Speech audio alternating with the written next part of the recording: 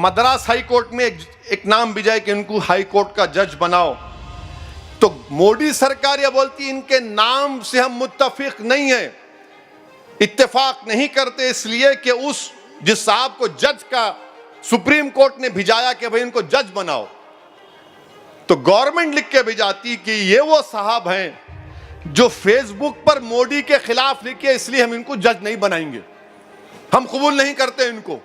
कहां के? चेन्नई के, मद्रास हाई कोर्ट के। और फिर सुप्रीम कोर्ट ने उसके जवाब में कहा कि अगर कोई प्राइम मिनिस्टर के खिलाफ कोई मजमून शेयर करता है, उसकी बुनियाद पर आप उसको जजशिप से डिनाई नहीं कर सकते, सुप्रीम कोर्ट ने जवाब में कहा, उन्होंने पेपर में मीडिया में दे दिया। और एक जज साहब को, माने एक वकील को, जो भी थे, उनको जज नहीं बनाया, बीजेपी ने कबूल नहीं किया। क्यों? क्योंकि उन्होंने CAA कानून के खिलाफ सोशल मीडिया पे लिखा।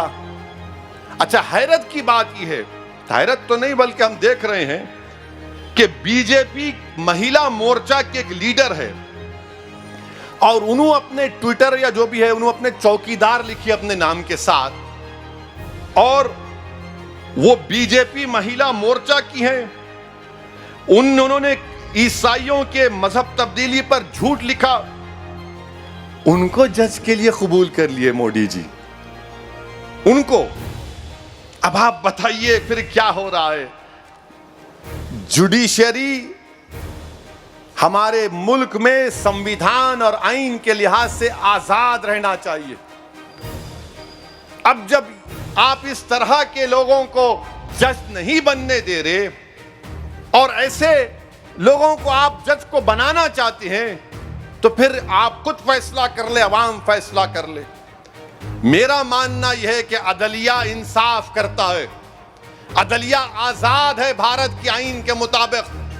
Theory of separation of powers में एग्जीक्यूटिव इंडिपेंडेंट है, लेजिस्लेचर इंडिपेंडेंट है, जुडिशरी इंडिपेंडेंट। मगर यहां पर देश की बीजेपी की सरकार कुछ और कर रही है।